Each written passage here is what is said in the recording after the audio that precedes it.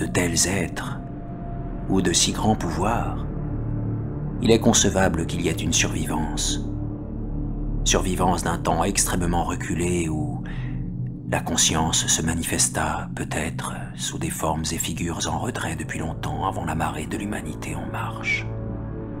Formes dont seule la poésie et la légende ont saisi un souvenir fugace et qu'elles ont appelé dieux, monstres, êtres mythiques de toutes sortes et espèces.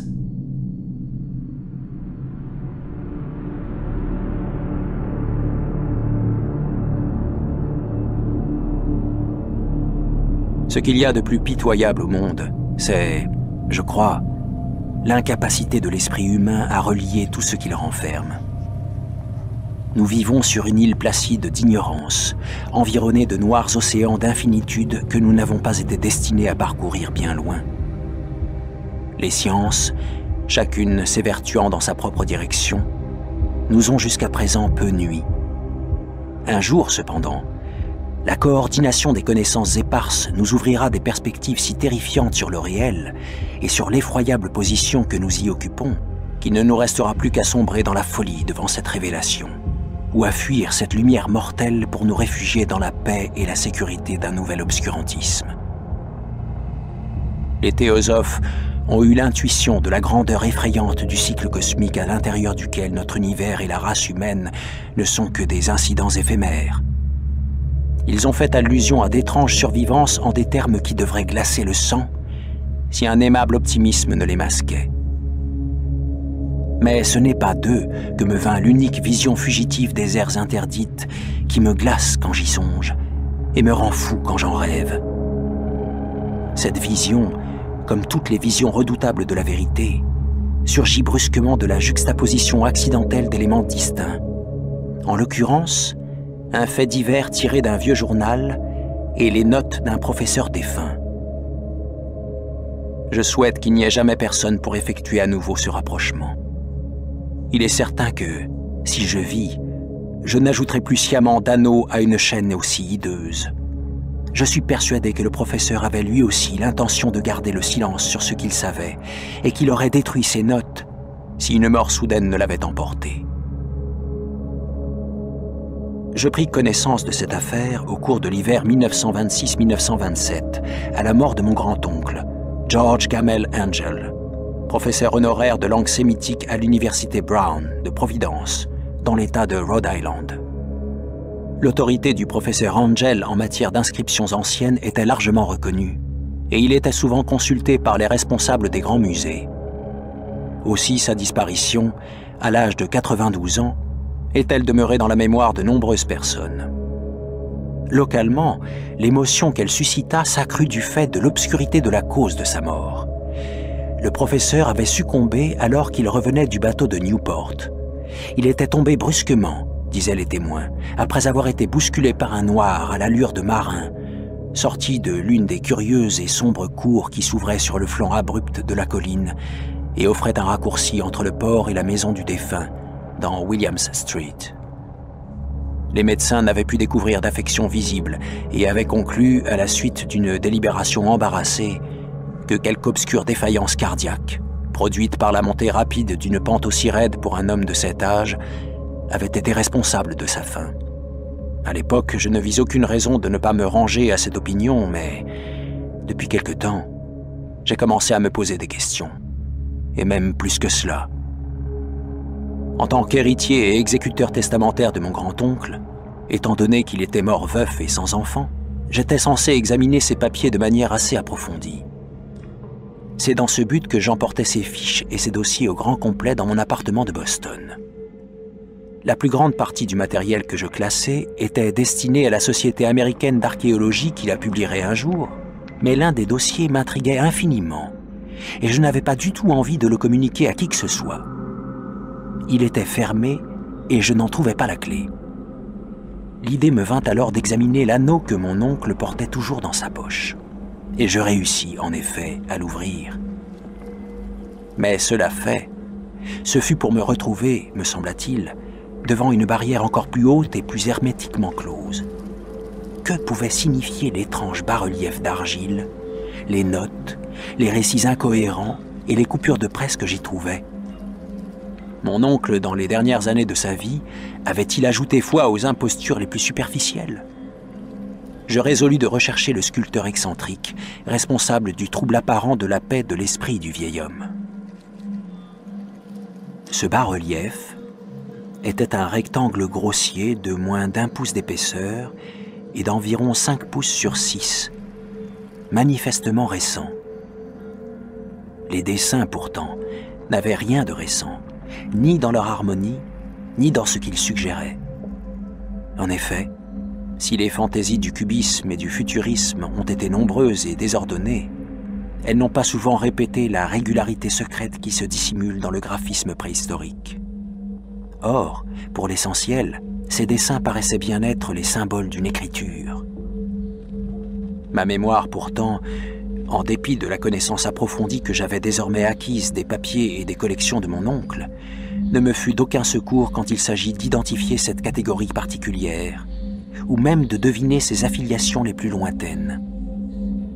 Au-dessus de ce qui, apparemment, étaient des hiéroglyphes, se trouvait une figure, placée là dans une intention d'illustration évidente, même si l'exécution impressionniste n'autorisait pas que l'on se fît une idée très nette de sa nature.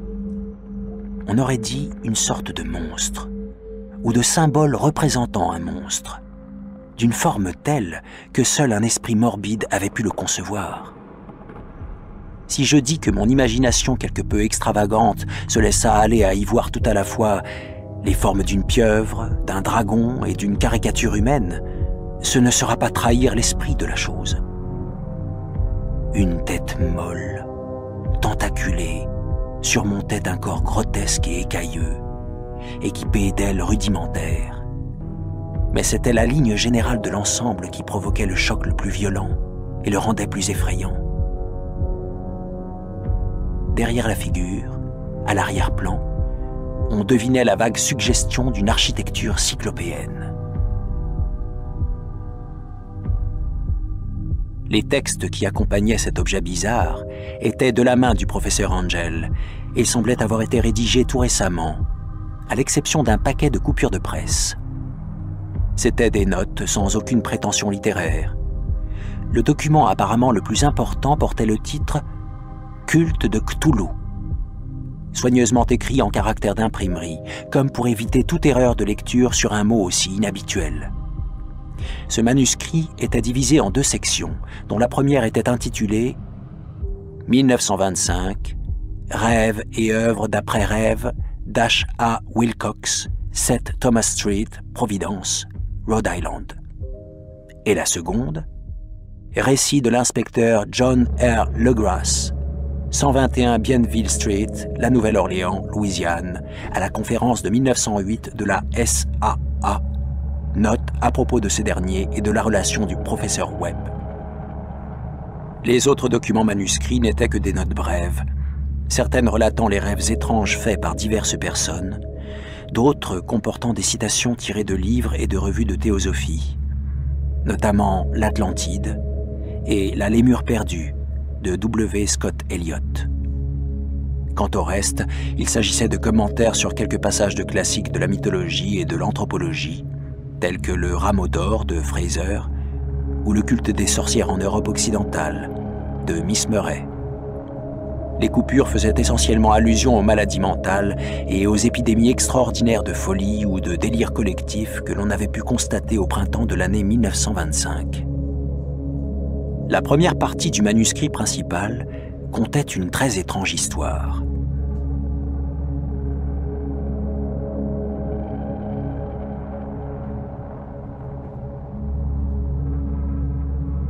Il semble que, le 1er mars 1925, un jeune homme mince et brun, l'air névrosé et surexcité, soit venu rendre visite au professeur Angel en lui apportant le singulier bas-relief d'argile, encore tout humide et tout frais. Sa carte portait le nom d'Henry Anthony Wilcox, et mon oncle sut ainsi qu'il était le plus jeune fils d'une excellente famille qu'il connaissait un peu. Ce garçon avait étudié la sculpture peu de temps auparavant à l'école des beaux-arts de Rhode Island, et vivait seul dans une grande maison du nom de Fleur de Lys, non loin de cette institution.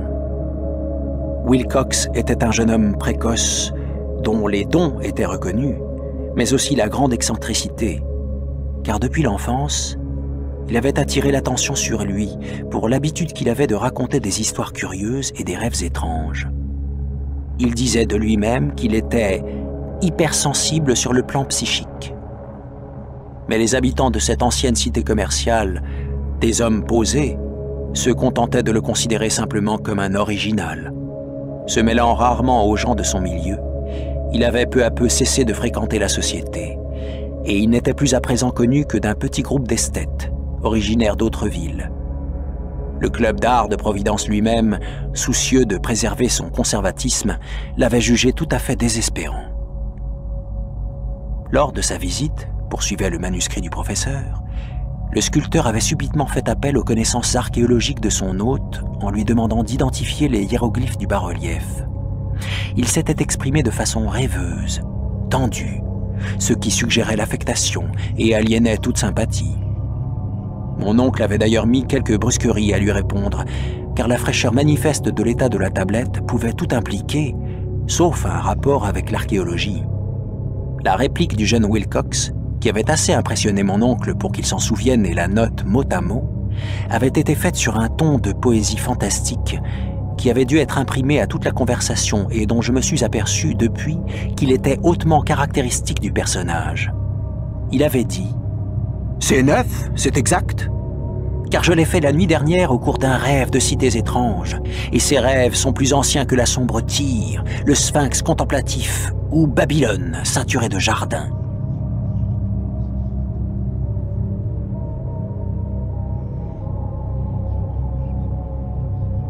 C'est alors qu'il avait commencé ce récit incohérent qui avait soudain réveillé quelque chose dans la mémoire endormie de mon oncle et fait que celui-ci l'avait écouté avec un intérêt passionné. Il y avait eu un léger tremblement de terre la nuit précédente, le plus considérable qui ait été ressenti en Nouvelle-Angleterre depuis plusieurs années. Or, l'imagination de Wilcox en avait été vivement affectée. Après s'être endormi, il avait fait un rêve comme il n'en avait encore jamais fait, avec des cités cyclopéennes faites de blocs de pierre titanesques et de monolithes qui s'élançaient vers le ciel, le tout ruisselant de vases vertes et sinistre d'horreurs latentes. Des hiéroglyphes couvraient murailles et piliers, et d'un point indéterminé, au-dessous de lui, était sortie une voix qui n'était pas une voix, une sensation chaotique que seule l'imagination permettait de traduire en son, mais qu'il avait tenté de rendre par l'enchevêtrement presque imprononçable de ses lettres. Cthulhu Tag. Cet entremêlement verbal avait été la clé du souvenir qui avait excité et troublé le professeur Angel. Il avait questionné le sculpteur avec une minutie toute scientifique. Il avait ensuite examiné, avec une intensité presque frénétique, le bas-relief auquel le jeune homme s'était retrouvé en train de travailler, glacé et simplement vêtu de ses vêtements de nuit, quand le réveil l'avait surpris, stupéfait. Mon oncle avait accusé son grand âge, devait dire plus tard Wilcox, de la lenteur avec laquelle il avait identifié les hiéroglyphes et le dessin qui les illustrait. Nombre de ces questions parurent très déplacées à son visiteur, surtout celles qui tendaient à l'associer avec des cultes ou des sociétés étranges. Wilcox ne parvenait pas à comprendre les adjurations répétées de silence qu'il se voyait présenter en échange d'une admission à quelque vaste savoir religieux, mystique ou païen.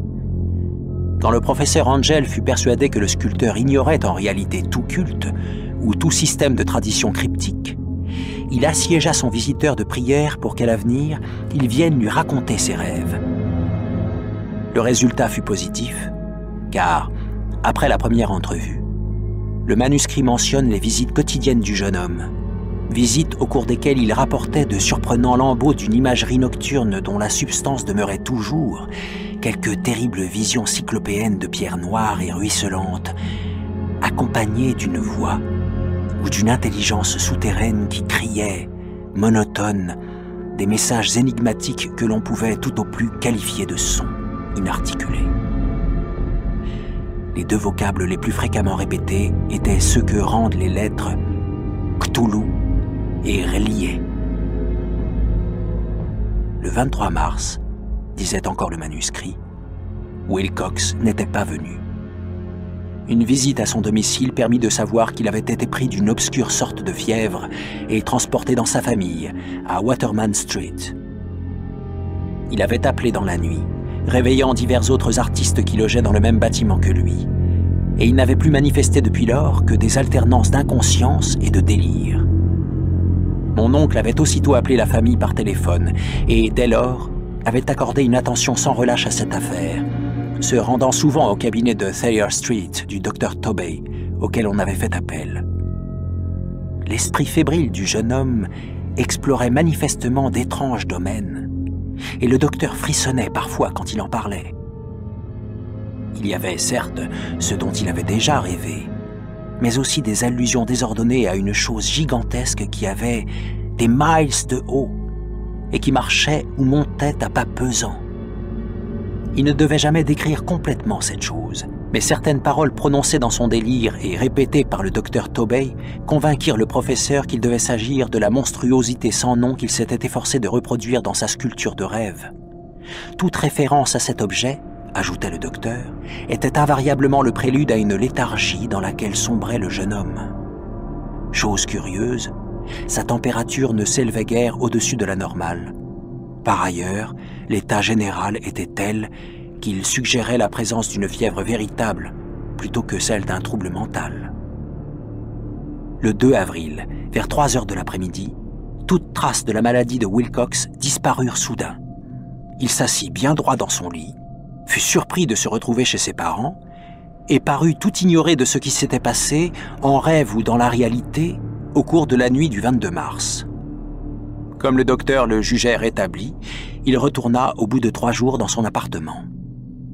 Il ne devait plus être d'aucune assistance pour le professeur Angell. Les rêves étranges s'étaient évanouis au moment où il avait guéri, et mon oncle cessa de recueillir ses pensées nocturnes au bout d'1 semaine de récits de visions des plus ordinaires sans grand sens ni intérêt. C'est ici que s'arrêtait la première partie du manuscrit. Mais les références qui étaient faites à certaines des notes en désordre me donnèrent beaucoup à penser. Tant même que seul le scepticisme invétéré qui était alors à la base de ma philosophie peut expliquer la défiance prolongée que j'éprouvais à l'égard de l'artiste. Les notes en question décrivaient les rêves de diverses personnes pendant la période où le jeune Wilcox avait ses étranges visitations. Mon oncle, semble-t-il, avait rapidement mis en place un corps d'enquête d'une ampleur prodigieuse auprès de la majeure partie des amis qu'il pouvait interroger sans impertinence. Il priait de lui envoyer le récit des rêves qu'il faisait chaque nuit et la date de toutes les visions notables qu'ils avaient eues depuis quelque temps. Sa requête paraissait avoir été reçue de façon fort diverse. Pourtant, il avait très certainement dû recevoir plus de réponses qu'il n'en pouvait examiner son secrétaire. Cette correspondance originale n'avait pas été conservée, mais ces notes en constituaient un résumé très complet et profondément significatif. La plupart des gens appartenant à la haute société et au monde des affaires, le traditionnel sel de la terre de la Nouvelle-Angleterre, avaient fourni un résultat presque entièrement négatif. Encore que, dans certains cas isolés, des impressions nocturnes, inquiètes bien qu'à peine ébauchées, eussent été ressenties ici ou là, toujours entre le 23 mars et le 2 avril, période du délire du jeune Wilcox. Les scientifiques n'avaient guère été affectés non plus, bien que dans 4 cas, de vagues descriptions eussent suggéré qu'il y avait eu une découverte fugitive de paysages étranges, et que dans un autre cas, il eût été fait mention d'une appréhension à l'égard de quelque chose d'anormal. Ce fut des artistes et des poètes que vinrent les réponses pertinentes, et je suis convaincu qu'ils auraient été pris de panique s'ils avaient pu comparer leurs témoignages. Quoi qu'il en soit, comme je ne pouvais consulter les originaux, je soupçonnais à demi celui qui les avait analysés d'avoir posé des questions allant dans le sens qu'il souhaitait, ou de n'avoir gardé de cette correspondance que ce qui venait appuyer ce qu'il avait depuis peu résolu de chercher. Voilà pourquoi je demeurais persuadé que, ayant eu, d'une manière ou d'une autre, connaissance de données plus anciennes que mon oncle aurait eues en sa possession, Wilcox avait trompé le vieux savant. Les réponses des artistes révélaient une histoire bien troublante. Entre le 28 février et le 2 avril, beaucoup d'entre eux avaient fait des rêves très bizarres. Ces rêves ayant été infiniment plus fréquents pendant la période où le jeune sculpteur avait déliré. Un quart de ceux qui avaient envoyé un compte-rendu témoignaient avoir assisté à des scènes et perçu des quasi-sons pas très différents de ceux que Wilcox avait décrits. Certains de ces rêveurs avouaient avoir eu une peur intense de la chose gigantesque et indicible qui était devenue visible vers la fin. L'un des cas, qu'une note décrivait en détail, était tout à fait attristant. Le sujet, un architecte très connu qui avait un penchant pour la théosophie et l'occultisme, avait été pris de folie violente le jour où Wilcox avait été lui-même frappé, et il était mort quelques mois plus tard, après avoir poussé des cris incessants pour demander qu'on le sauve de quelque lieu infernal. Si mon oncle avait utilisé les noms au lieu d'employer simplement une numérotation, j'aurais entrepris à mon tour une enquête et procédé à quelques vérifications. Malheureusement, je ne parvins à retrouver que quelques témoins. Ces derniers, cependant, confirmèrent tous absolument le contenu des notes. Je me suis souvent demandé si tous les sujets interrogés par le professeur avaient été aussi intrigués que ceux que je rencontrais. Il est préférable qu'aucune explication ne leur parvienne jamais. Les coupures de presse, comme je l'ai laissé entendre, faisaient allusion à certains cas de panique, de manie ou d'excentricité constatés au cours de la même période. Le professeur Angel avait sans doute fait appel à une agence de coupure de journaux. Ici, c'était un suicide qui s'était produit la nuit à Londres parce qu'un dormeur solitaire avait sauté par la fenêtre en poussant un cri terrifiant. Là, dans une lettre incohérente adressée au directeur d'un journal d'Amérique latine, un fanatique déduisait des visions qu'il avait eues, que l'avenir serait atroce. Une dépêche de Californie décrivait une colonie de théosophes qui revêtaient en masse des robes blanches, dans l'attente de quelque accomplissement glorieux qui ne se réalisa jamais, tandis que des entrefilets venus des Indes évoquaient à mots couverts de sérieux troubles indigènes qui s'étaient produits vers la fin du mois de mars. Des orgies vaudous s'étaient multipliées en Haïti, et des postes avancés qu'ils occupaient en Afrique, certains blancs faisaient état de murmures inquiétants. Des officiers américains servant aux Philippines constataient l'existence d'une agitation dans quelques tribus. Toujours à la même époque, les New-Yorkais étaient harcelés par les Levantins hystériques dans la nuit du 22 au 23 mars. L'ouest de l'Irlande, lui aussi, était plein de rumeurs incontrôlables et légendaires, tandis qu'un peintre fantastique du nom d'Ardois Bonneau accrochait un paysage de rêve blasphématoire au Salon de printemps de Paris en 1926. Si nombreux étaient les troubles enregistrés dans les asiles de fous, que seul un miracle pouvait avoir empêché la confrérie médicale d'établir de curieux parallèles et de tirer des conclusions embarrassantes. Un étrange paquet de coupures de presse, en définitive. Et je comprends mal, aujourd'hui, le rationalisme insensible avec lequel je les écartais. Cependant, j'étais alors convaincu que le jeune Wilcox avait eu connaissance de problèmes plus anciens, également mentionnés par le professeur.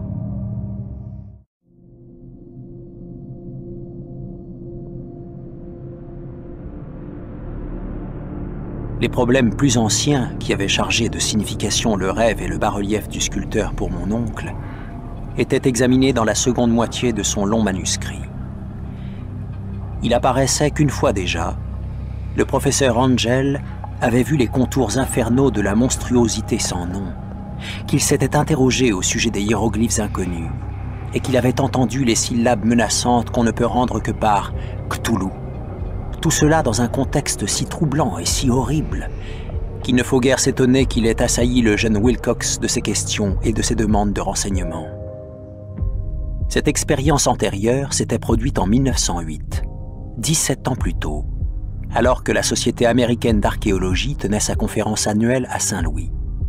Le professeur Angel, comme il convenait à un homme ayant son autorité et son savoir, avait joué un rôle prédominant dans les délibérations. Aussi avait-il été l'un des premiers à être approché par diverses personnes extérieures qui avaient profité de cette réunion pour venir poser des questions et demander qu'on y fournisse des réponses exactes ou présenter des problèmes afin d'y voir apporter une solution par des spécialistes.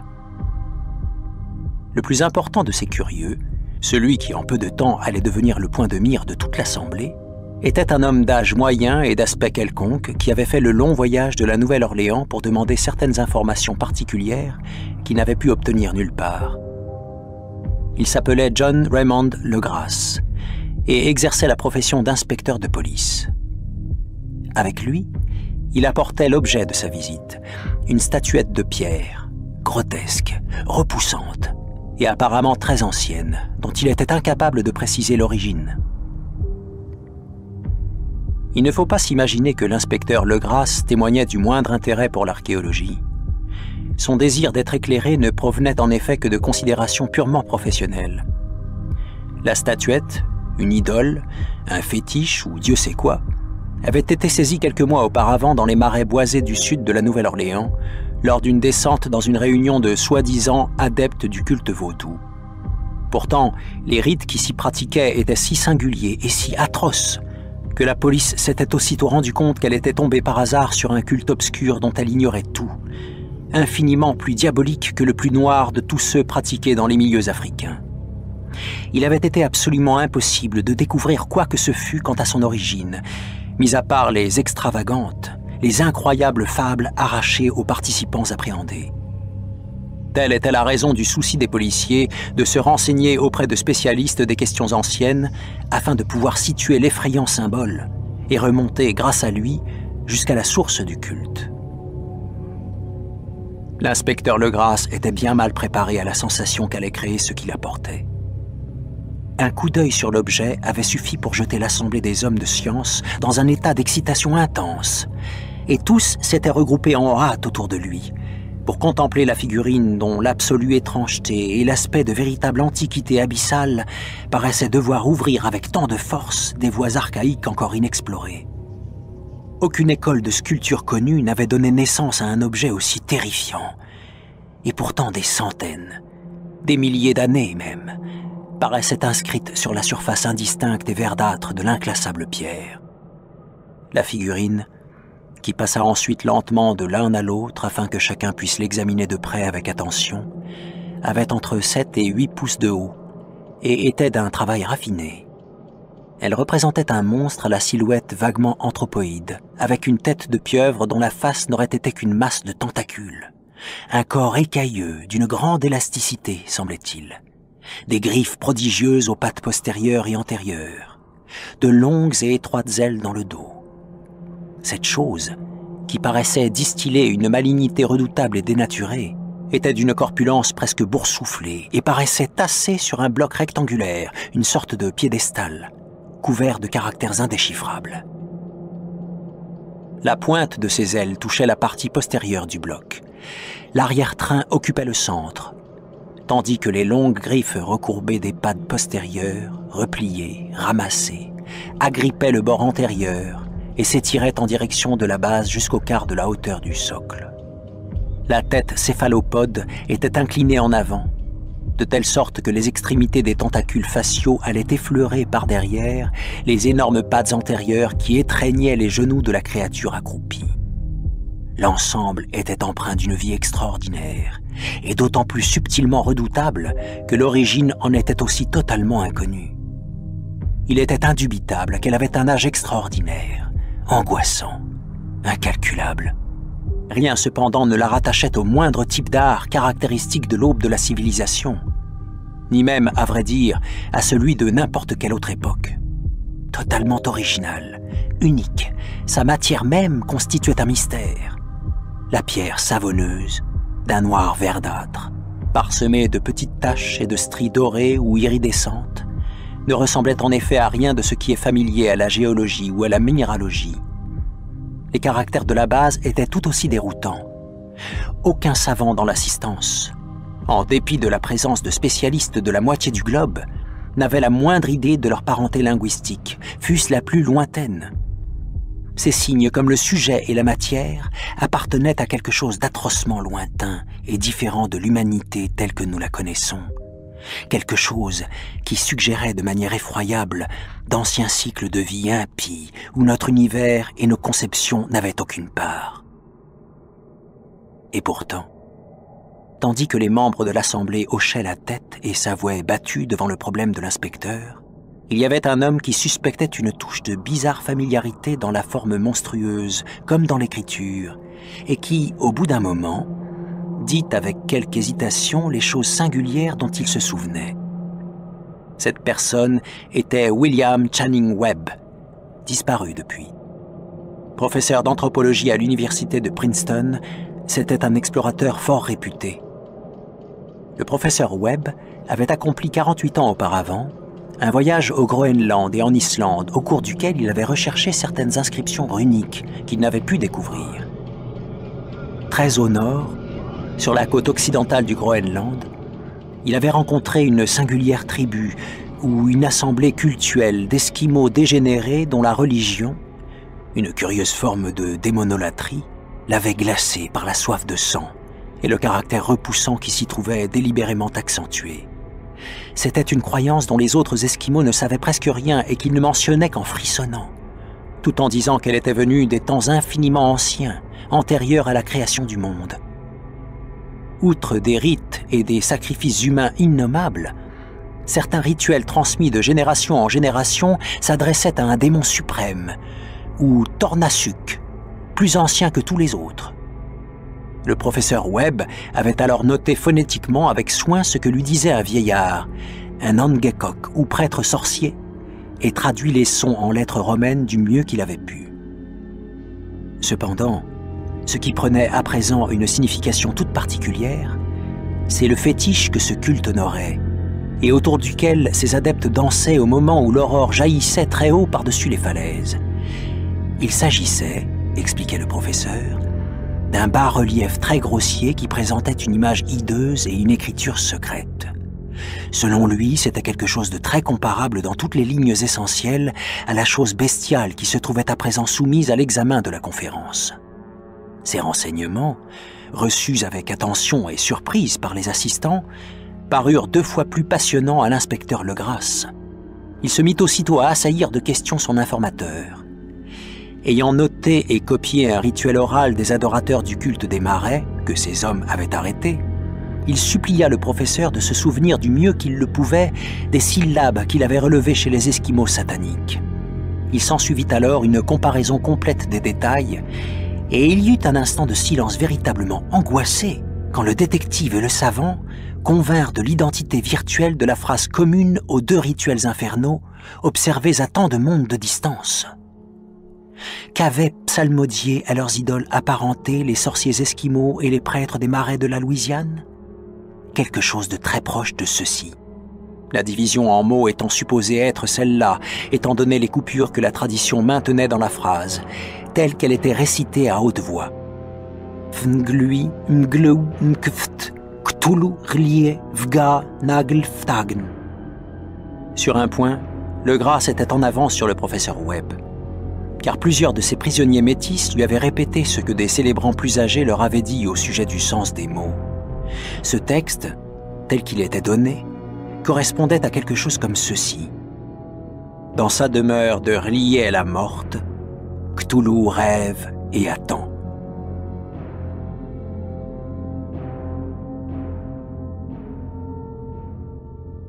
Pour répondre alors à une demande pressante et générale, l'inspecteur Legrasse dut raconter aussi complètement que possible l'expérience qu'il avait vécue chez les adorateurs des marais.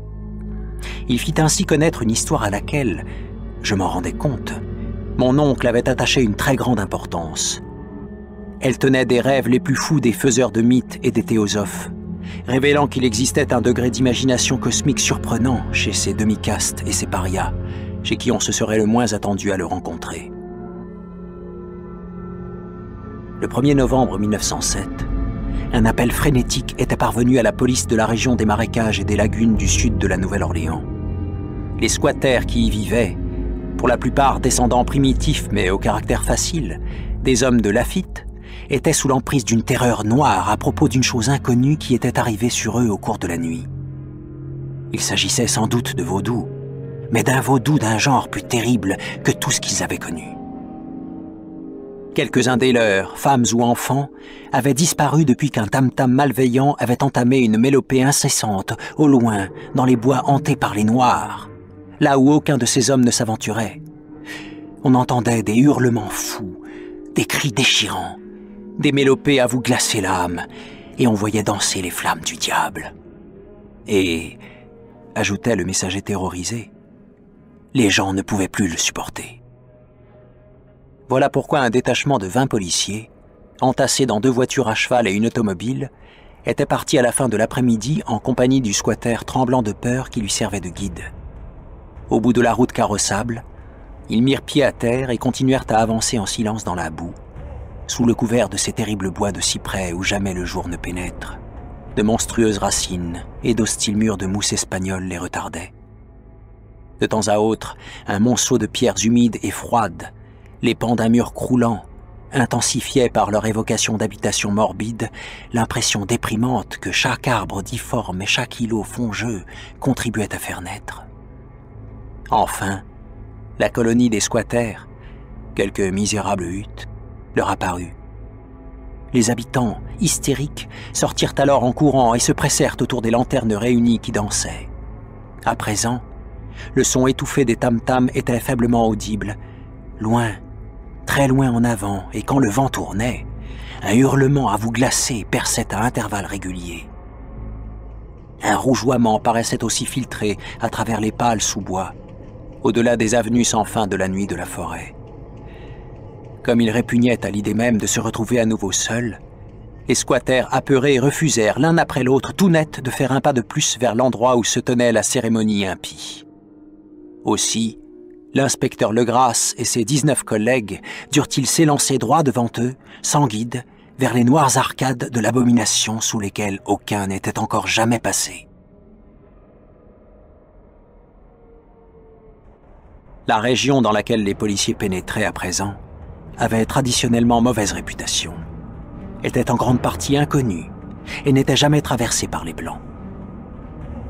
Il courait des légendes au sujet d'un lac caché sur lequel jamais le regard d'un mortel ne s'était posé et sous lequel aurait vécu une énorme créature blanche, polypeuse, informe, aux yeux luisants. Il disait qu'elle s'était trouvée là avant d'Iberville, avant La Salle, avant les Indiens et même avant les bêtes et les oiseaux de ces bois. C'était un cauchemar en soi, et le fait de la voir signifiait la mort. Elle faisait pourtant naître des rêves chez les hommes. Aussi en savait-il assez pour se tenir à l'écart. L'orgie vaudou qui s'accomplissait alors avait en réalité lieu sur la frange de cette zone abhorrée, mais l'endroit où elle se déroulait était déjà très dangereux. Seule la poésie ou la folie pourrait rendre vraiment les bruits perçus par les hommes de Legrasse, tandis qu'ils progressaient avec difficulté dans la boue noire vers la lueur rouge et le son étouffé des tam-tams. Il y a des qualités vocales qui sont particulières aux hommes, et d'autres particulières aux bêtes. Or, il est effrayant d'entendre l'une quand la source dont elle provient devrait produire l'autre. La furie animale et la licence orgiaque se stimulaient l'une l'autre vers des sommets démoniaques à l'aide de hurlements et de transes rauques qui déchiraient ces bois nuiteux et s'y réverbéraient comme autant de tempêtes pestilentielles venues des gouffres de l'enfer. Les hommes, ayant alors atteint un endroit où les arbres étaient moins serrés, ils découvrirent brusquement le spectacle lui-même. 4 d'entre eux reculèrent en chancelant, un autre s'évanouit, et 2 furent bouleversés au point de pousser un cri frénétique que la folle cacophonie de l'orgie couvrit heureusement. Et tous demeurèrent tremblants, presque hypnotisés par l'horreur.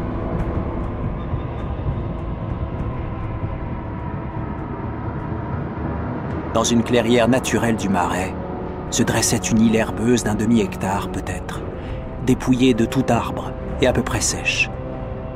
Là-dessus, la horde d'anormaux humains la plus indescriptible était en train de sauter et de se contorsionner. Dépouillée de tout vêtement, cette semence hybride poussait des braiements, hurlait et se tordait autour d'un feu monstrueux qui brûlait en forme d'anneau.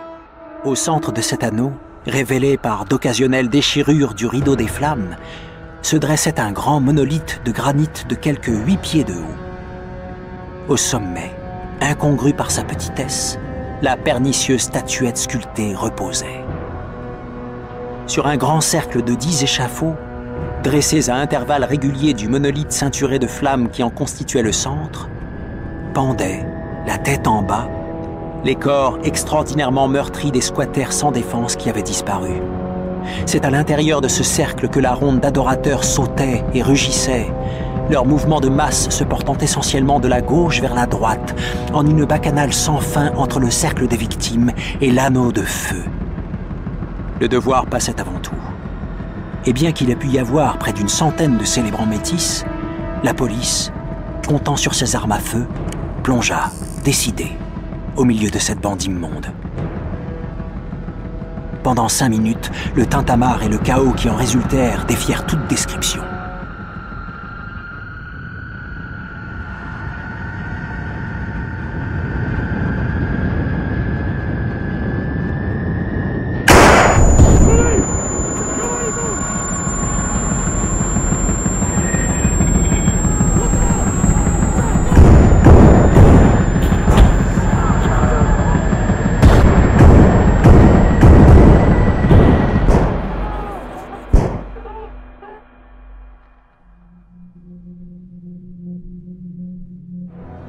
À la fin, pourtant, le Grasse put compter quelques 47 prisonniers moroses qu'il contraignit à se vêtir en hâte et à se regrouper entre 2 files de policiers.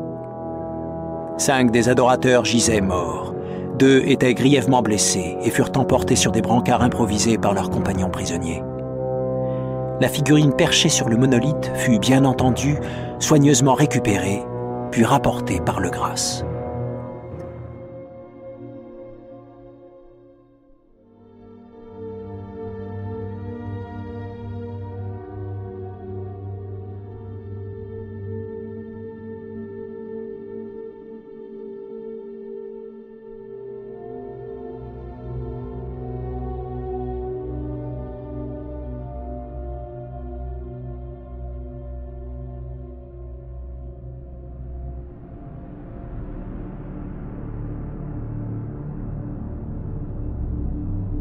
Interrogés au quartier général après un voyage comportant des efforts et des fatigues intenses, les prisonniers se révélèrent tous être des hommes de très humble origine, des sangs mêlés à l'esprit aberrant. La plupart étaient des marins et ce ramassis de nègres et de mulâtres, antillais ou portugais bravasses des îles du Cap-Vert surtout, faisait paraître leur culte hétérogène fortement teinté de vaudou. Sans qu'il fût besoin de pousser très loin l'interrogatoire, il devint pourtant manifeste que l'on avait affaire à quelque chose de beaucoup plus profond et de beaucoup plus ancien qu'un fétichisme nègre. Bien que dégradées et ignorantes, ces créatures défendaient avec une fermeté surprenante l'idée fondamentale de leur exécrable croyance. Ils adoraient, déclarait-il, les grands anciens, qui avaient existé bien des âges avant qu'il n'y ait eu des hommes, et qui étaient descendus du ciel pour occuper le jeune monde. Ces anciens avaient à présent disparu dans la terre et sous la mer. Mais bien que morts, leur corps avait révélé leurs secrets au cours de rêves envoyés au premier homme, et celui-ci avait créé un culte qui ne s'était plus jamais éteint. Ce culte était le leur, et les prisonniers disaient qu'il avait toujours existé et qu'il existerait toujours, observé en cachette en des immensités lointaines ou en des lieux obscurs du monde entier, en attendant le moment où le grand prêtre Cthulhu s'élèverait de sa sombre demeure de la puissante cité engloutie du R'lyeh et réduirait à nouveau la terre à sa merci.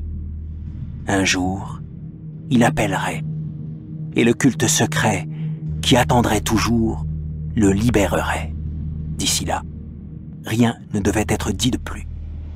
Il existait un secret que la torture même ne saurait arracher. Il n'y avait pas que l'humanité parmi les choses conscientes de la terre, puisque des formes sortaient de l'ombre pour visiter les rares fidèles. Il ne s'agissait pas des grands anciens. Aucun homme n'avait jamais vu les anciens. L'idole gravée était le grand Cthulhu, mais personne ne pouvait dire si oui ou non les autres déités étaient précisément comme lui. Nul ne pouvait plus lire, aujourd'hui, l'ancienne écriture, mais les choses se transmettaient de bouche à oreille. Le rituel psalmodié n'était pas un secret. Il n'était jamais prononcé à voix haute, mais murmuré. La mélopée signifiait simplement « Dans sa demeure de R'lyeh la morte, Cthulhu rêve et attend ». Seuls 2 des prisonniers furent jugés assez sains d'esprit pour être pendus, tandis que le reste était envoyé dans diverses institutions, Tous nièrent avoir eu une part dans les meurtres rituels et affirmèrent que la tuerie était l'œuvre de créatures aux ailes noires, venues les rejoindre depuis leur lieu de rencontre immémorial dans le bois hanté. De ces mystérieux alliés, pourtant, aucune description cohérente ne put être recueillie. Ce que la police parvint à apprendre lui fut surtout communiqué par un métis extrêmement âgé du nom de Castro, qui prétendait avoir gagné d'étranges ports à la voile et s'être entretenu dans les montagnes de la Chine avec des chefs immortels du culte. Le vieux Castro se souvenait de fragments de légendes hideuses qui auraient fait pâlir les spéculations des théosophes et ressortir ce que l'homme et le monde avaient de récent et d'éphémère. Des temps avaient existé où d'autres choses avaient régné sur la terre et où elles avaient eu de grandes cités. Leur reste, prétendait-il avoir appris des Chinois qui ne connaissaient pas la mort, pouvait encore être retrouvé sous forme de pierres cyclopéennes dans les îles du Pacifique. Toutes étaient mortes à des époques très lointaines, avant l'arrivée de l'homme. Mais il existait des procédés magiques qui permettraient de les faire revivre quand les étoiles auraient retrouvé les positions qui convenaient dans le cycle de l'éternité. Elles étaient, à vrai dire, venues elles-mêmes des étoiles et avaient apporté leur représentation avec elles sous forme de figurines. Ces grands anciens, poursuivait Castro, n'étaient pas entièrement faits de chair et de sang. Ils avaient une forme. Cette figurine faite dans les étoiles ne le prouvait-elle pas, d'ailleurs? Mais cette forme n'était pas faite de matière. Ils pouvaient plonger à travers le ciel pour passer d'un univers à l'autre. Mais quand les étoiles leur étaient défavorables, ils ne pouvaient vivre. Cependant, bien qu'ils n'eussent plus été en vie, ils ne mourraient jamais vraiment. Ils demeuraient tous dans leur maison de pierre de la grande cité de R'lyeh, préservés par les charmes du puissant Cthulhu, et attendant une résurrection glorieuse au moment où les étoiles et la terre seraient une fois de plus prêtes pour eux. Alors, pourtant, il faudrait qu'une force intervienne de l'extérieur pour libérer leur corps. Les charmes qui les préservaient intacts leur interdisaient aussi de faire une démarche initiale, et ils gisaient simplement, en éveil, dans l'obscurité, et ils réfléchissaient, tandis que d'innombrables millions d'années continuaient à se dérouler. Ils savaient tout ce qui se passait dans notre univers, car leur mode de discours était la transmission de pensées. En ce moment même, ils parlaient dans leur tombeau. Quand, après des temps infinis de chaos, les premiers hommes étaient apparus, les grands anciens s'étaient adressés aux plus sensibles d'entre eux en modelant leurs rêves, car c'est ainsi seulement que leur langage pouvait atteindre les esprits attachés à la chair des mammifères. À cette époque, disait Castro à voix basse, les premiers hommes avaient organisé le culte autour de petites idoles que les grands anciens leur avaient révélées. C'étaient des idoles apportées en des aires indistinctes d'obscures étoiles.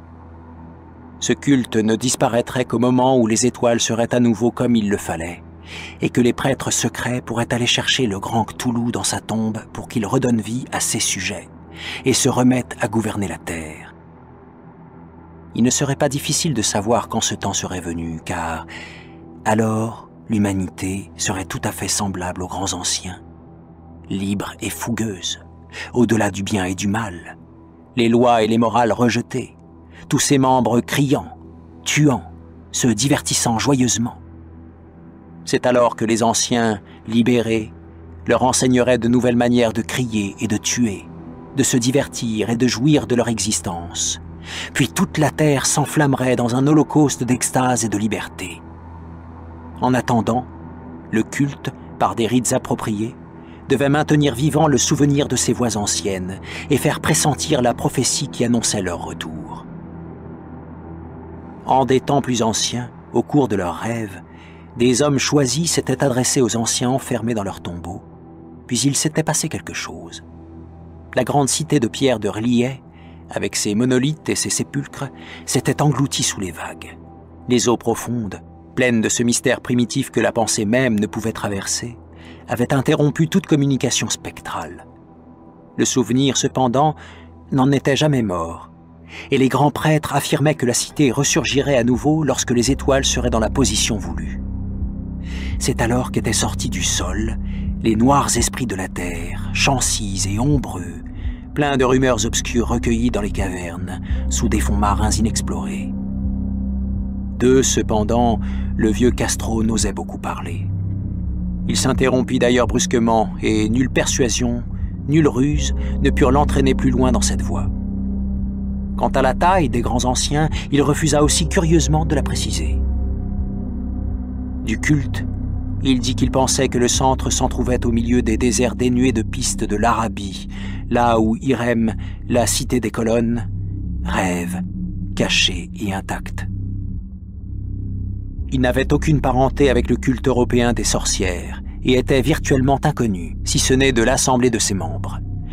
Nul livre n'y avait véritablement fait allusion, bien que les Chinois immortels aient déclaré qu'il existait des phrases à double sens dans le Necronomicon de l'arabe fou Abdul al-Azred, que les initiés pouvaient lire comme ils l'entendaient, et en particulier ce distique très discuté.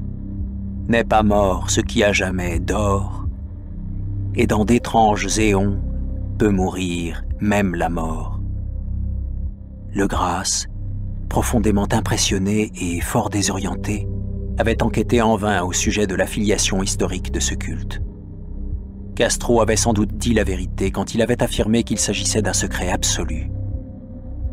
Les spécialistes de l'université de Tulane n'ayant pu faire la moindre lumière sur le culte ou sur la figurine, le détective était venu consulter les plus hautes autorités du pays et n'avait rien pu entendre de plus que le récit du professeur Webb au sujet du Groenland. L'intérêt fiévreux qu'éveilla au sein de l'Assemblée le récit de Legrasse, corroboré en quelque sorte par la statuette, eut pour suite toute une correspondance échangée entre les participants. La publication officielle de la Société n'en fit toutefois guère mention. La prudence doit être le premier souci de ceux qui sont parfois obligés de faire face au charlatanisme et aux impostures. Legrasse laissa quelque temps sa figurine au professeur Webb, mais à la mort de ce dernier, elle lui fut retournée et demeura en sa possession, où je l'ai vue, il n'y a pas très longtemps. C'était, il faut l'avouer, un objet terrifiant, et proche sans aucun doute de la sculpture de rêve du jeune Wilcox. Que le récit du sculpteur eût plongé mon oncle dans un grand état d'excitation, je n'en étais pas surpris, car quelle pensée avait pu naître en lui quand il avait entendu, lui qui avait connaissance de ce que Legrasse avait appris du culte, ce jeune homme sensible, qui avait rêvé la figurine et les hiéroglyphes exacts de la statuette trouvée dans les marais et de la tablette diabolique du Groenland, lui raconter comment il était parvenu, au cours de ses rêves, à retrouver 3 des mots mêmes de la formule récitée par les Esquimaux démonologiques et les métis de Louisiane. Que le professeur Angel ait aussitôt entrepris une enquête aussi complète que possible était éminemment naturel. Personnellement, je soupçonnais pourtant le jeune Wilcox d'avoir entendu parler du culte de manière indirecte et d'avoir inventé une série de rêves pour rehausser et relancer le mystère aux dépens de mon oncle. Les relations de rêve et les coupures de presse rassemblées par le professeur paraissaient certes corroborer l'authenticité de ce culte. Le rationalisme de mon esprit et l'extravagance du sujet me poussaient cependant à adopter ce que je pensais être les conclusions les plus raisonnables. C'est ainsi qu'après avoir attentivement étudié le manuscrit une fois encore, puis comparé les notes théosophiques et anthropologiques avec le récit de Legrasse concernant le culte, je me rendis à Providence afin d'aller trouver le sculpteur et de lui adresser des reproches que je considérais comme justifiés pour en avoir imposé avec tant d'audace à un savant âgé. Wilcox vivait toujours seul dans la maison Fleur de Lys de Thomas Street, affreuse imitation victorienne de l'architecture bretonne du XVIIe siècle, dont la façade de stuc était trop ostensible, au milieu des jolies demeures de style colonial de la vieille colline, ainsi qu'à l'ombre du plus beau clocher géorgien de toute l'Amérique. Je le trouvai au travail dans son appartement, et j'admis aussitôt, en voyant les pièces éparpillées çà et là, que son talent avait véritablement quelque chose de profond et d'authentique.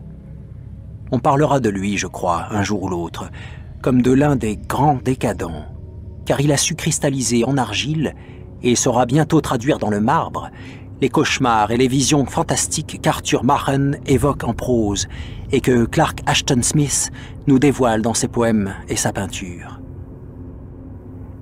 Brun, très mince et d'aspect quelque peu négligé, il se contenta de se retourner lorsque je frappai et me demanda ce qui m'amenait sans se lever.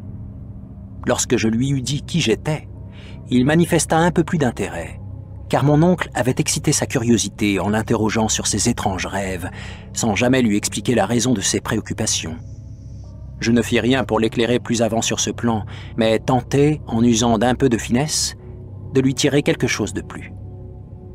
En peu de temps, je fus convaincu de son absolue sincérité, car on ne pouvait se méprendre sur la façon dont il parlait de ses rêves. Ceux-ci, et les traces qu'ils avaient laissées dans son subconscient, avaient profondément influencé son art, et il me montra une statue morbide dont les courbes me firent presque frissonner, tant était grande la puissance de leur noire suggestion. Il ne pouvait se rappeler avoir vu l'original de cet objet ailleurs que dans son propre bas-relief de rêve, et d'ailleurs les lignes s'étaient insensiblement définies sous ses doigts. C'était sans aucun doute la forme géante dont il avait parlé au cours de son délire. Qu'il n'ait véritablement rien su du culte secret, excepté ce que le discours incessant de mon oncle en avait laissé échapper, je m'en rendis très vite compte. Aussi, une fois de plus, je tentai de découvrir de quelle manière il avait bien pu recevoir ces bizarres impressions. Il évoqua ses rêves de façon étrangement poétique. Il me fit voir avec une infinie et terrible précision la cité cyclopéenne de pierres vertes et gluantes, dont la géométrie, dit-il curieusement, était tout à fait erronée. Puis il me laissa entendre, après une attente apeurée, l'appel constant, à demi mental, qui provenait de sous la terre.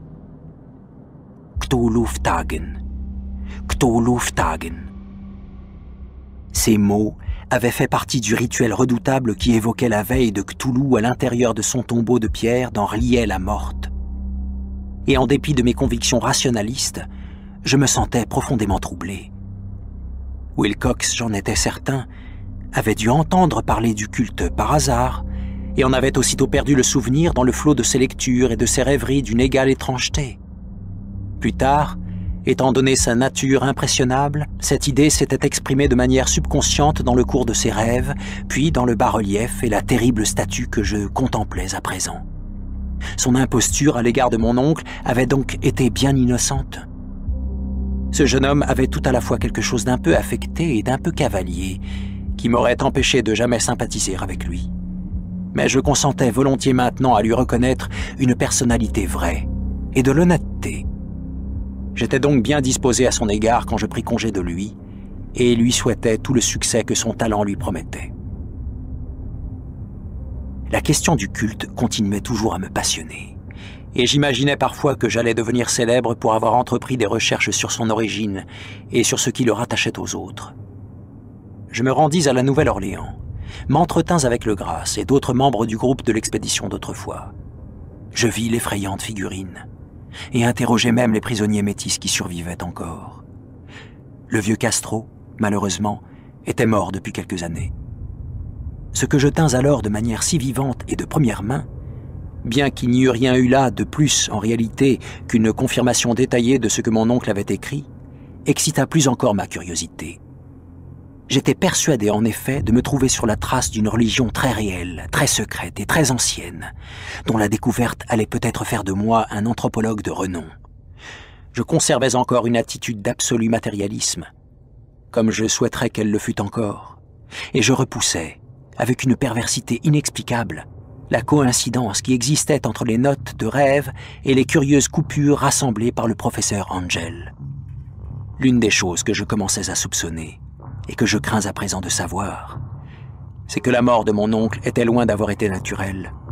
Il était tombé dans une rue étroite et pentue qui prenait naissance près d'anciens quais où grouillaient des métis étrangers après avoir été bousculés avec insouciance par un marin noir. Je n'oubliais pas le sang mêlé et les inclinations marines des membres du culte de la Louisiane, et je n'aurais pas été surpris d'entendre parler de méthodes secrètes et d'aiguilles empoisonnées, utilisées avec aussi peu de scrupules et connues depuis aussi longtemps que les croyances et les rites occultes. Legrasse et ses hommes, il est vrai, avaient été laissés en paix. En Norvège, en revanche, un marin était mort qui avait vu certaines choses. La nouvelle que mon oncle entreprenait des enquêtes approfondies, après avoir eu en main les renseignements fournis par le sculpteur, n'était-elle pas parvenue à de sinistres oreilles? Je crois que le professeur Angel est mort parce qu'il en savait trop, ou parce qu'il était susceptible d'en apprendre trop. Il reste à savoir si je partirai comme il l'a fait, car je sais bien des choses à présent.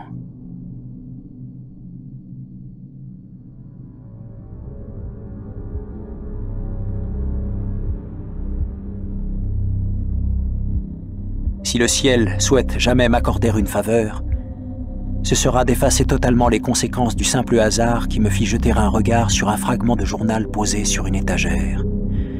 Je n'aurais pu le découvrir au cours de ma revue de presse quotidienne, car il s'agissait d'un vieux numéro d'un journal australien, le Sydney Bulletin du 18 avril 1925. Il avait même échappé à l'agence de coupure de presse qui, à l'époque de sa parution, recueillait avidement des documents pour alimenter les recherches de mon oncle. J'avais en grande partie renoncé à réunir de nouveaux éléments sur ce que le professeur Angel avait appelé le culte de Cthulhu.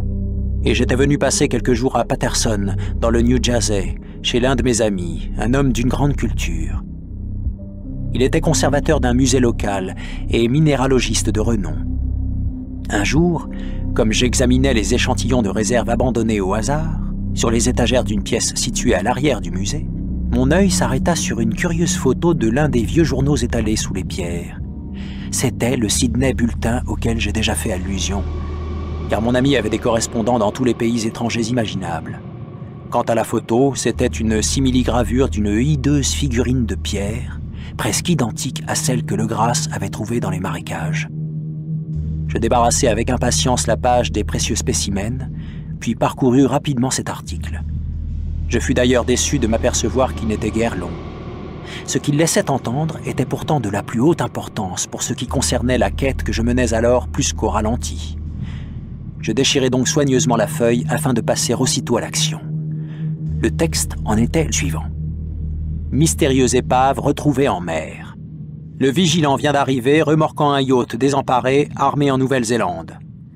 Un survivant et un mort retrouvés à bord. Récit d'une bataille désespérée et de morts survenus en mer. Un marin sauvé refuse tout détail sur étrange aventure. Curieuse idole trouvée en sa possession. Enquête doit suivre.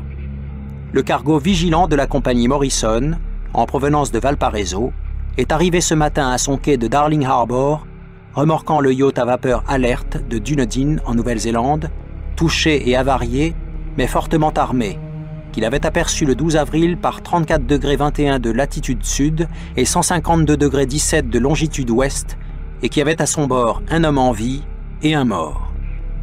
Le vigilant avait quitté Valparaiso le 25 mars. Il s'est trouvé poussé, le 2 avril, très au sud de sa route par des tempêtes exceptionnelles et des vagues monstrueuses. Le 12 avril, l'épave venait en vue, et bien qu'apparemment déserte, on devait découvrir, après être monté à son bord, un unique survivant dans un état de demi-délire et un autre individu mort, selon toute évidence, depuis plus d'une semaine. L'homme qui vivait serrait contre lui une horrible idole de pierre d'origine inconnue, d'environ 30 cm de haut, dont la nature laisse les spécialistes de l'Université de Sydney, de la Royal Society et du musée du College Street dans une perplexité complète.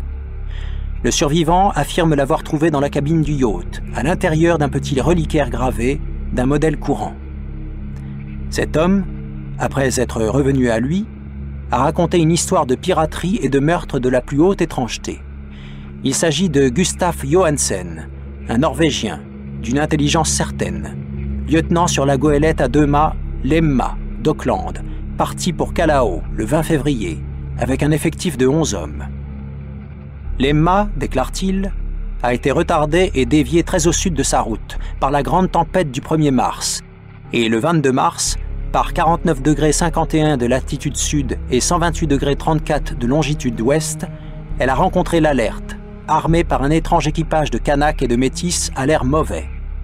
Ayant reçu l'ordre péremptoire de faire demi-tour, le capitaine Collins a refusé. Sur ce, l'étrange équipage s'est mis à tirer avec sauvagerie, sans avertissement, sur la goélette, avec une très lourde batterie de canons de cuivre qui faisait partie de l'équipement du yacht.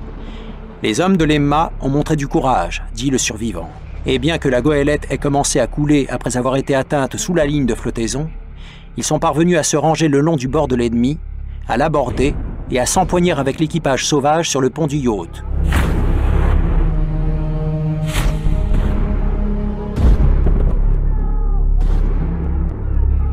Puis ils se sont vus contraints d'achever tous les hommes qui le composaient, étant donné qu'ils leur étaient légèrement supérieurs en nombre, à cause de la manière particulièrement détestable et farouche qu'ils avaient de se battre, bien qu'ils eussent été assez peu adroits.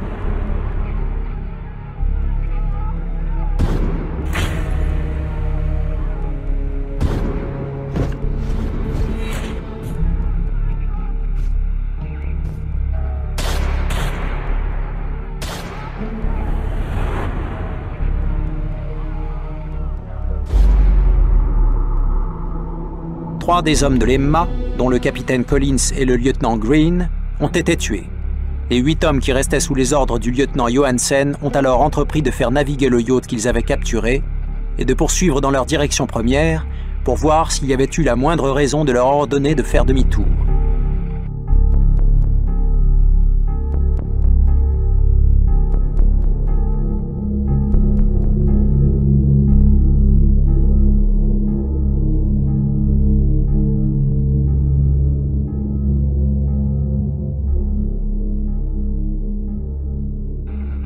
Il semble que le lendemain, ils aient levé l'ancre et abordé sur une petite île, bien qu'il n'y en ait pas de connus dans cette partie de l'océan.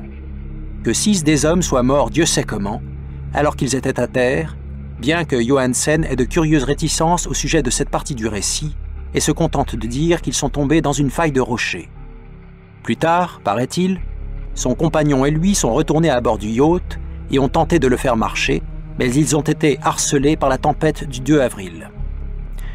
Entre ce moment et celui où il a été sauvé, le 12 avril, l'homme ne se rappelle pas grand-chose, et il ne se souvient même pas quand William Bridden, son compagnon, est mort.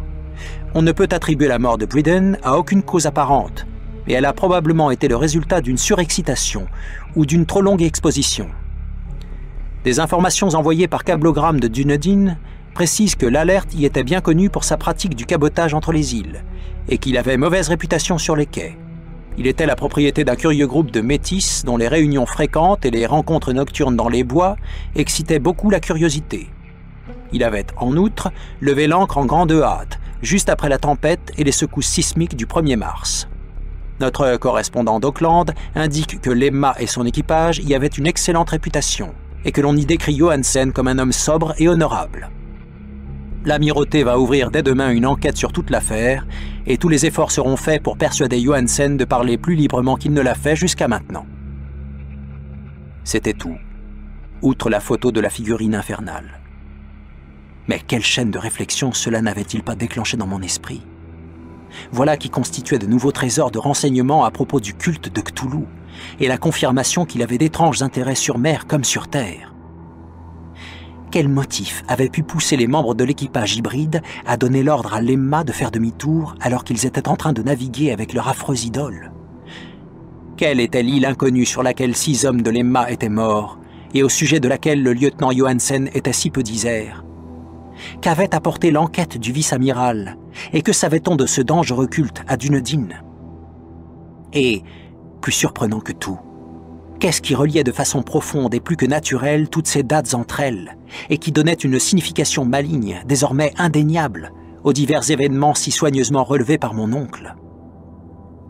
C'était le 1er mars, notre 28 février, que le tremblement de terre et la tempête étaient survenus.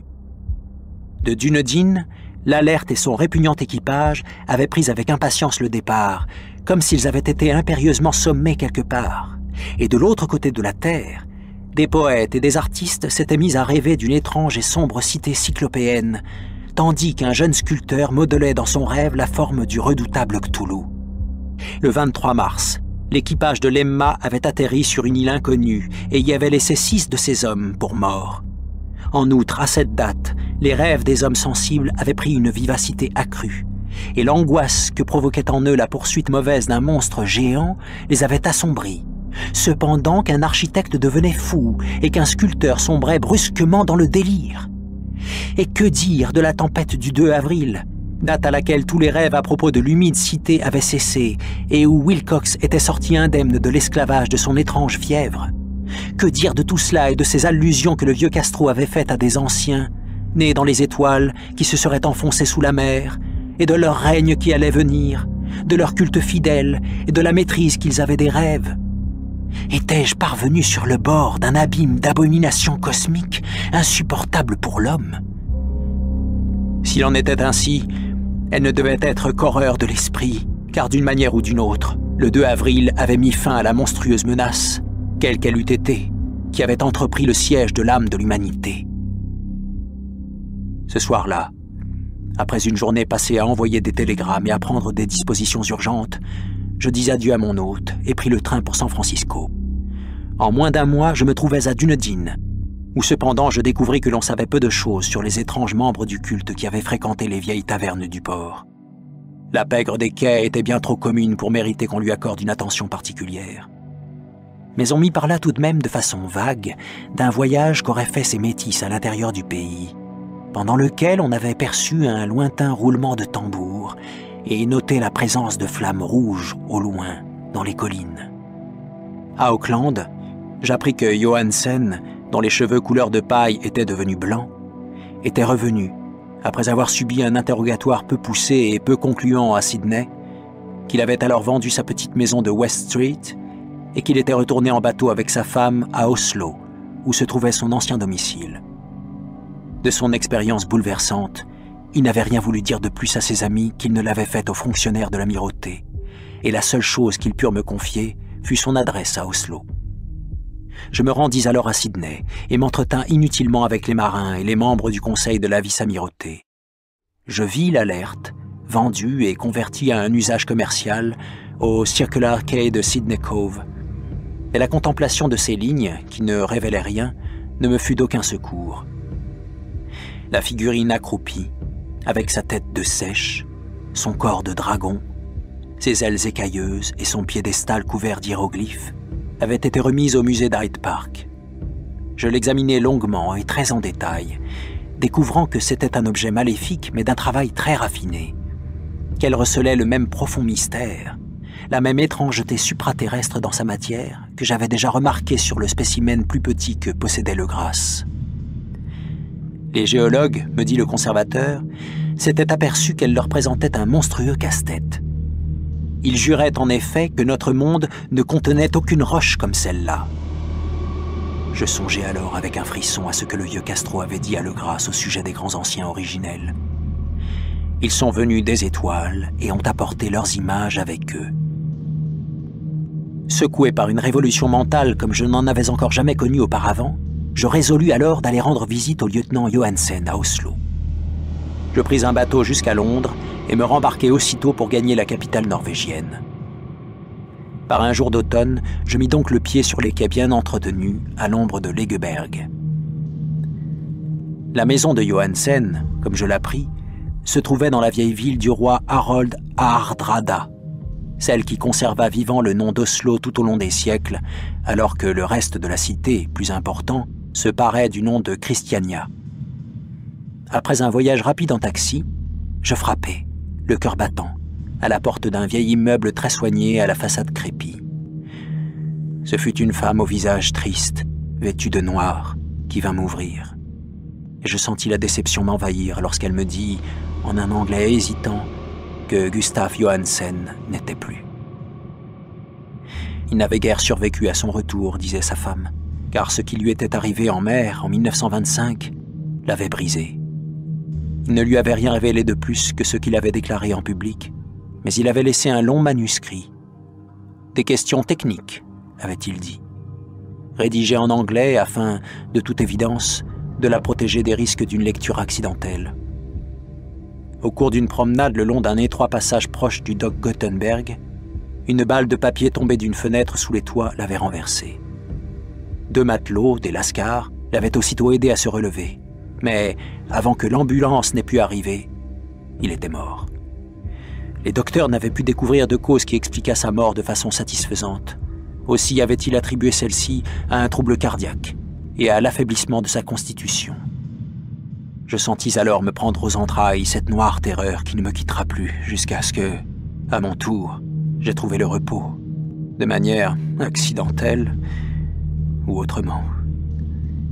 Persuadant la veuve que les questions techniques de son mari me concernaient suffisamment pour qu'elle me livre accès à son manuscrit, j'emportai ce document et me mis à le lire sur le bateau de Londres. C'était un texte simple et plutôt décousu, l'effort naïf d'un marin pour rédiger un journal après coup, où il s'évertuait à évoquer jour après jour cet ultime et terrible voyage. Je ne peux le transcrire verbatim, tant l'obscurité du style et les redondances y sont grandes, mais j'en donnerai l'essentiel afin que l'on comprenne pourquoi le bruit de l'eau contre les flancs de mon bateau m'était devenu si insupportable que je me bouchais les oreilles avec du coton. Johansen, Dieu merci, ne savait pas tout à fait, même s'il avait vu la cité et la chose.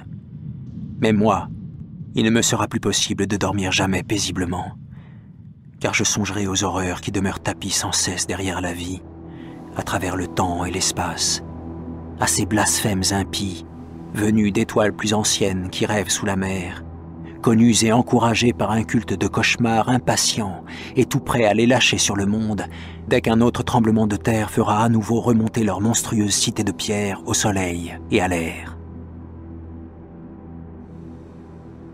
Le voyage de Johansen avait commencé exactement comme il l'avait dit à la vice-amirauté.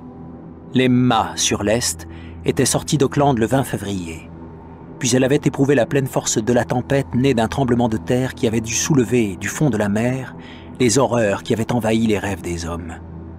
Une fois revenu sous contrôle, le bateau avançait bien quand, le 22 mars, il avait été arrêté par l'Alert.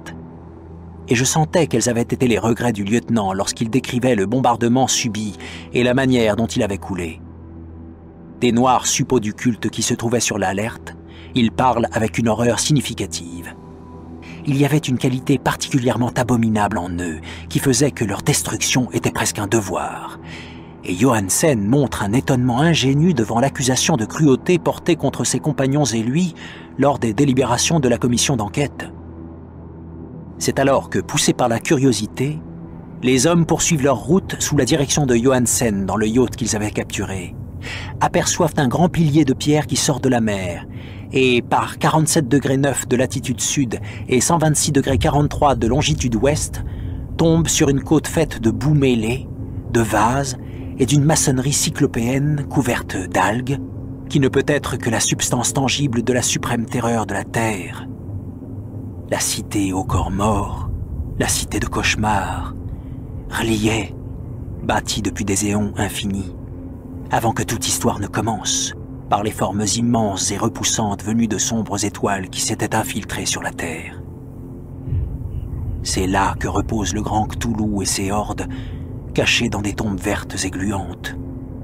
C'est de là qu'ils peuvent envoyer, enfin, après d'incalculables cycles, les pensées qui répandent la frayeur dans les rêves des êtres sensibles, qu'ils en appellent impérieusement aux fidèles pour qu'ils accomplissent leur pèlerinage de libération et de restauration. Tout cela, Johansen ne le soupçonnait pas, mais Dieu sait qu'il allait bientôt en apprendre suffisamment. Je suppose que seul un sommet de montagne, la hideuse citadelle couronnée du monolithe où le grand Cthulhu était enterré, sortit en réalité des eaux. Quand je pense à l'étendue de tout ce qui peut être en train de nourrir des rêves là-dessous, je serais presque tenté de me supprimer tout de suite. Johansen et ses hommes furent impressionnés par la majesté cosmique de cette Babylone ruisselante des démons très anciens, et ils durent deviner sans aide qu'il y avait là quelque chose qui n'était ni de notre planète, ni d'aucune autre planète sensée. L'angoisse, devant l'incroyable taille des blocs de pierre verdâtre, devant la hauteur vertigineuse du grand monolithe gravé, devant la stupéfiante identité des statues et des bas-reliefs colossaux avec l'étrange figurine trouvée dans la chasse à bord de l'Alert, est sensible, poignante même, dans chaque ligne de la description pleine d'effroi du lieutenant. Ignorant tout du futurisme, Johansen atteint quelque chose qui y ressemble fort lorsqu'il parle de la cité. Au lieu de décrire en effet des structures ou des bâtiments précis, il se contente d'insister sur les impressions générales de vastes angles et de surfaces de pierre, surfaces trop grandes pour appartenir à rien qui convienne ou soit approprié à cette terre. En outre, impies, car chargées d'horribles images sculptées et de hiéroglyphes. Je mentionne son évocation des angles parce qu'elle me rappela une chose que Wilcox m'avait dite à propos de ses terribles rêves. Il avait précisé que la géométrie du lieu de rêve qu'il avait aperçu était anormale, non euclidienne, et qu'elle évoquait de façon abominable des sphères et des dimensions distinctes des nôtres. Et voilà qu'à présent, un matelot illettré avait une réaction toute semblable au moment où il contemplait la terrible réalité. Johansen et ses hommes atterrirent sur une bande de boue en pente de cette monstrueuse acropole, et ils grimpèrent sur des blocs titanesques, glissants et limoneux, qui n'auraient jamais pu appartenir à des degrés faits pour des mortels. Le soleil même paraissait déformé dans le ciel lorsqu'on l'apercevait, à travers les miasmes polarisants qui sourdaient de cette perversion trempée de mer, et la menace dénaturée, l'attente angoissante, se tapissait en ricanant dans ces angles follement insaisissables de roches taillées, où un second regard permettait de voir une concavité là où le premier avait révélé une convexité. C'est un sentiment très proche de la terreur, qui s'était emparé de tous les explorateurs avant qu'ils n'aient rien vu de plus défini que de la roche, de la vase et des algues. Chacun d'eux aurait fui s'ils n'avaient craint d'encourir le mépris des autres, et c'était avec peu d'empressement qu'ils avaient cherché, en vain il est vrai, quelques souvenirs à emporter. Ce fut Rodrigues, le Portugais, qui fit l'ascension du pied du monolithe et qui poussa un cri devant ce qu'il avait trouvé. Le reste le suivit et regarda avec curiosité l'immense porte de bois gravé avec le bas-relief de Sèche-Dragon, désormais familier. C'était, dit Johansen, comme une grande porte de grange, et ils se rendaient tous compte qu'il s'agissait d'une porte, étant donné le linteau, le seuil et les montants ornés qui l'encadraient, même s'ils étaient divisés quant à savoir si elle était montée à plat, comme une trappe, ou de biais, comme une porte de cellier. Ainsi que Wilcox l'avait déclaré, la géométrie de ce lieu était complètement erronée. On ne pouvait être certain que la mer et le sol se trouvaient bien à l'horizontale, ce qui expliquait que la position relative de tout le reste ait pu paraître d'une variabilité fantasmagorique. Bryden poussa sur la pierre en différents endroits, sans résultat. Donovan tâta alors délicatement le pourtour, pesant sur chaque point au fur et à mesure qu'il avançait. Il grimpa interminablement le long du grotesque chambranle de pierre, c'est-à-dire que l'on pourrait parler de grimper si la chose n'avait été, après tout, horizontale. Et les hommes se demandèrent comment il pouvait y avoir une porte aussi immense dans tout l'univers. Puis, très doucement, très lentement, le panneau de presque un demi-hectare commença à basculer vers l'intérieur, à partir du sommet. Ils virent ainsi qu'il était équilibré. Donovan glissa ou se propulsa comme il le put vers le bas, à moins que ce n'eût été le long du montant. Puis il rejoignit ses camarades, et tous observèrent l'étrange recul du portail monstrueusement gravé. Dans cette vision fantastique de distorsion prismatique, il se déplaçait de manière anormale en suivant la diagonale, si bien que toutes les règles de la matière et de la perspective en paraissaient bouleversées. L'ouverture était noire, d'une obscurité presque tangible. Ces ténèbres avaient, en vérité, une qualité positive. L'odeur qui s'élevait de ces profondeurs nouvellement découvertes était intolérable. Et Hawkins, enfin, qui avait l'oreille sensible, dit qu'il croyait percevoir tout en bas le son désagréable qu'auraient produit des pas sur un sol détrempé. Tous écoutèrent, et ils écoutaient tous encore lorsqu'elle s'avança, pesante.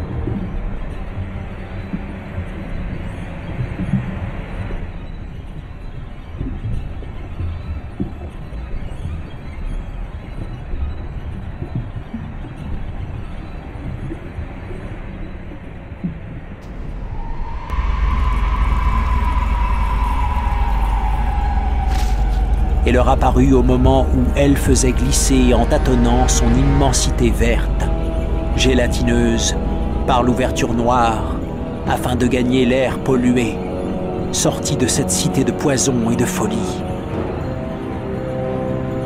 La main du pauvre Johansen l'avait presque trahi quand il avait rédigé ceci. Des 6 hommes qui ne regagnèrent jamais le bateau, il pense que 2 succombèrent tout bonnement à la peur en cet instant maudit. La chose ne peut être décrite.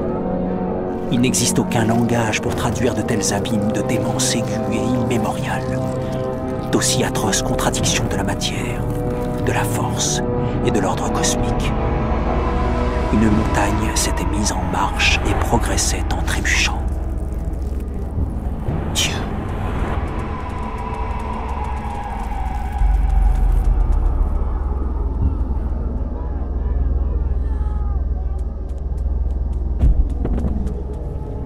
Au bout de 20 millions d'années, le grand Cthulhu était à nouveau libre et ivre de joie.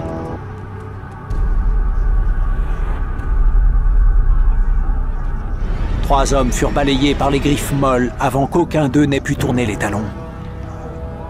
Dieu leur accorde le repos, si le repos peut encore être dans l'univers. Il s'agissait de Donovan, de Guerrera et d'Angstrom. Parker glissa, alors que les 3 autres plongeaient frénétiquement, à travers des étendues infinies de roches incrustées de verre, en direction du bateau. Et Johansen affirme qu'il fut absorbé par un angle de maçonnerie qui n'aurait pas dû être là. Un angle qui était aigu et qui se comporta comme s'il avait été obtus.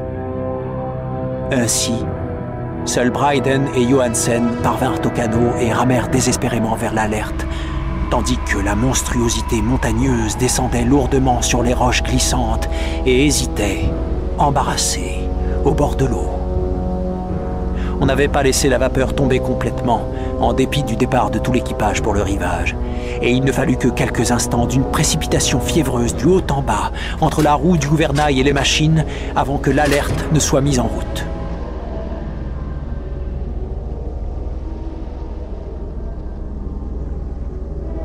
Lentement, parmi les horreurs déformées de l'incroyable scène, le bateau commença à brasser l'écume des eaux létifères.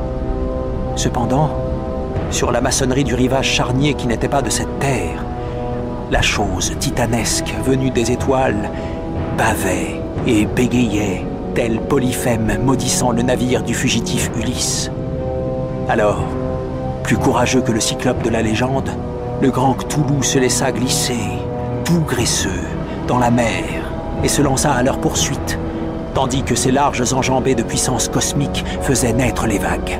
Bryden regarda en arrière et sombra dans la folie, riant par intervalles, jusqu'à ce que la mort le surprenne une nuit dans la cabine, tandis que Johansen errait en délirant. Johansen, pourtant, n'avait pas renoncé encore. Sachant que la chose était certainement capable de rattraper l'Alert tant que la pression ne serait pas complète, il résolut de se fier à une ultime chance. Mettant la machine à toute vitesse, il fila comme l'éclair sur le pont et renversa la barre. Il y eut un puissant tourbillon, une écume sur l'océan fétide. Et, comme la vapeur montait de plus en plus, le vaillant Norvégien précipita son bateau sur la masse gélatineuse qui le pourchassait et s'élevait au-dessus des vagues moutonneuses et impures comme la poupe d'un galion démoniaque. L'effroyable tête de sèche, dont les tentacules se contorsionnaient, atteignit presque le beaupré du solide yacht. Mais Johansen poursuivit sa route sans relâche. Il y eut un bruit d'éclatement, rappelant l'explosion d'une vessie. Une fange bourbeuse se déversa, comme si un poisson-lune avait été fendu. Une odeur méphitique se répandit, comme si 1 millier de tombes avaient été ouvertes, et un tintamarre se produisit, tel que le chroniqueur renonça à le transcrire. Un instant, le bateau fut souillé par un âcre, un aveuglant nuage vert. Puis il n'y eut plus qu'un bouillonnement venimeux à la poupe où, Dieu du ciel, la plasticité répandue de ce produit innommable de l'espace était en train de se recombiner, nébuleuse, dans sa détestable forme originelle, cependant que la distance qui le séparait de l'Alert s'accroissait à chaque seconde, comme le bateau gagnait de la vitesse grâce à la vapeur qui montait. Ce fut tout.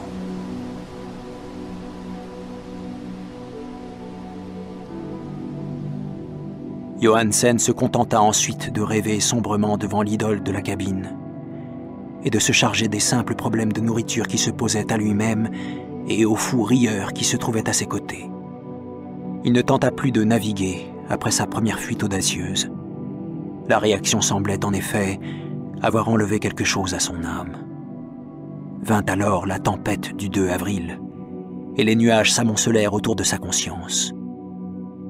Il éprouva alors une sensation de tourbillon fantomatique à travers les gouffres liquides de l'infini, de chevauchées vertigineuses sur la queue d'une comète à travers des univers tournoyants, de précipitations hystériques de l'enfer à la lune et de la lune à l'enfer, le tout accompagné par le chœur des autres dieux, riant aux éclats, convulsés, hilars, et des lutins verts moqueurs du Tartare qui portent des ailes de chauve-souris. Les secours, quand ils vinrent, l'arrachèrent à ce rêve. Le vigilant, la commission de la vice-amirauté, les rues de Dunedin et le long voyage de retour vers le pays natal, jusqu'à la vieille maison proche de Legeberg, Il ne pouvait raconter. On l'aurait cru fou. Il allait écrire ce qu'il savait avant que la mort ne survienne. Mais sa femme ne devait pas deviner. La mort serait un bienfait, si seulement elle parvenait à effacer les souvenirs. Tel était le document que je lus et qui maintenant repose dans la boîte de fer près du bas-relief et des papiers du professeur Angel. Ce compte-rendu que je viens de faire ira le rejoindre. Ce témoignage de la santé de mon esprit, où j'ai coordonné ce qui, je l'espère, ne sera plus jamais coordonné à nouveau. J'ai jeté les yeux sur tout ce que l'univers peut contenir d'horreur, et tant les cieux du printemps que les fleurs de l'été ne sauront, après cela, être qu'empoisonnés pour moi. Je ne crois pas cependant que ma vie sera longue. Mon oncle s'en est allé, le pauvre Johansen s'en est allé, et moi aussi, je m'en irai. J'en sais trop. Et le culte est toujours vivant. Cthulhu vit toujours, lui aussi, enfermé à nouveau dans le gouffre de pierre qui l'a protégé depuis que le soleil est jeune. Sa cité maudite s'est enfoncée une fois de plus, car le vigilant a navigué au-dessus du point où elle était apparue, après la tempête d'avril. Mais ses ministres sur la terre vocifèrent encore, font des simagrées et sacrifient toujours autour de monolithes coiffés d'idoles en des lieux solitaires. Il doit avoir été pris au piège au moment où la cité s'engloutissait, alors qu'il se trouvait dans son noir abîme. Sinon le monde serait déjà en train de hurler de frayeur et de frénésie. Qui sait comment tout cela s'achèvera? Ce qui s'est soulevé peut s'enfoncer, et ce qui s'est enfoncé peut se soulever. Cette nature repoussante attend et rêve dans les profondeurs, et le délabrement gagne les cités chancelantes des hommes. Les temps viendront, mais je ne peux, ni ne veux y penser. Si je cesse de vivre avant d'avoir achevé ce manuscrit, je prie mes exécuteurs testamentaires de préférer la prudence à l'audace et de veiller à ce qu'il ne tombe jamais sous d'autres yeux.